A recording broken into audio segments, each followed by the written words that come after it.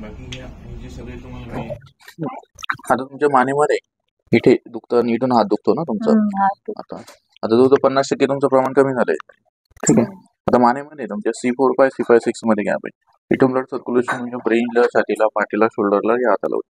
म्हणून तुमचं माने बसून उजवा हात दुखेल, जड पडेल, रग लागेल, कळ लागेल म्हणजे. आता हा प्रकार का होतो? उशा दोन घेणं, मान मोडणं, डोक्या वजन घेणं, उजव्या कुशीवर जास्त झोपणं.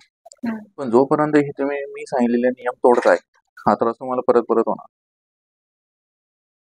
मानेला जर का उशा दोन घ्यायच्या किंवा या कुशीवर जास्त झोपायचं नाही, उठताना बसून हात खाली टेकवायचं नाही. याचा मी सांगितलेल्या प्रोसेस कंटिन्यू तुम्ही ठेवल्या, हा त्रास मला मरेपर्यंत होणार नाही. पण याच्यावरती मेडिसिन घेत बसले, याच्यावरती मेडिसिन तयार झालेली नाही. म्हणजे जोपर्यंत तुम्ही पेन किलर खाल्ले, कॅल्शियम खाल्लं, मल्टीव्हिटॅमिन डॉक्टर देतात आणि अजून मेडिसिन देतात, त्याच्याने काय होतं, जोपर्यंत मेडिसिन आलं तोपर्यंत बरं वाटतं.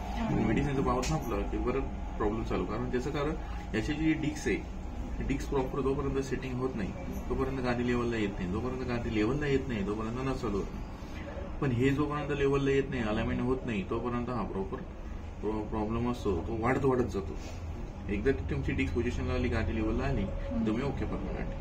पण याला आले परत नियमाने करते. तेच तुम्हाला मी जे सांगितलं. कारण की एकदा डिक्सनी जागा सोडली, ती सोडली म्हणजे त्याच्या आजूबाजूची कोशिका आहे ते पहिल्यासारखे स्ट्रॉंग नाही होत.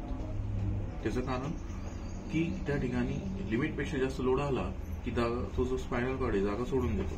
जागा सोडली की तुमचा परत गॅप तयार होतो आणि नस दबली जाते, प्रॉब्लेम सुरू होतो. गेले 8 ते 10 सेटिंग असेल तर ते पूर्ण क्लिअर होतं. ठीक आहे.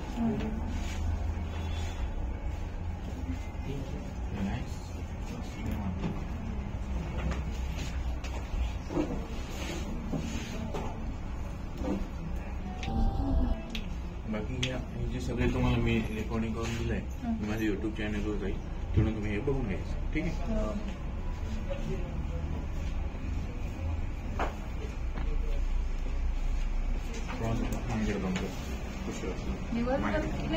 सकाळी उठले की जास्त त्रास होतो.